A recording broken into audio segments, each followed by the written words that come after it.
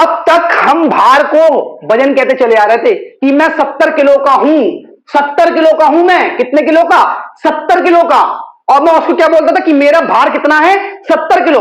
भैया वो मेरा द्रव्यमान है 70 किलो, क्योंकि किलोग्राम क्या होता है बेटा? द्रव्यमान होता है।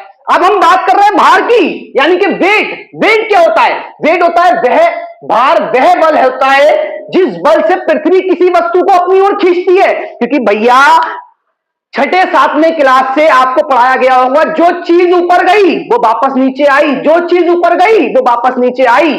क्यों आई? क्योंकि पृथ्वी का गुरुत्वाकर्षण बल है मेरे भाई। और जब पृथ्वी का गुरुत्वाकर्षण बल है, गुरुत्वाकर्षण बल होता क्या है? पृथ्वी में जो भी वस्तु ऊपर गई है, पृथ्वी उसको वापस नीचे अपनी ओर खींचती है, जिस कारण वो वस्तु वापस पृथ्वी पर आ जाती है। इसको बोलते हैं पृथ्वी का गुरुत्वाकर्षण बल। और जिस जैसे ये वस्तु है, मान लो इसका द्रव्यमान 5 है, मैंने इसे ऊपर फेंका, अब इसे पृथ्वी ने जिस बल से वापस नीचे खींचा, अब इसका द्रव्यमान जो था 5 और जिस बल से उसने खींचा, उन दोनों का गुणनफल क्या कहलाएगा बेटा?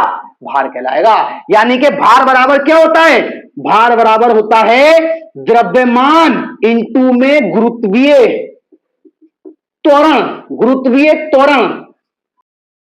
भार को लिखते हैं W से, वेट। अब द्रव्यमान को लिखते हैं M से और गुरुत्वीय त्वरण को लिखते हैं G से, यानी कि W बराबर M इंटू G। ये होता है बेटा आपका भार। अब याद रखना, ये मत कहने बैठिए ना मैं 70 किलो का हूं, वो मेरा भार है।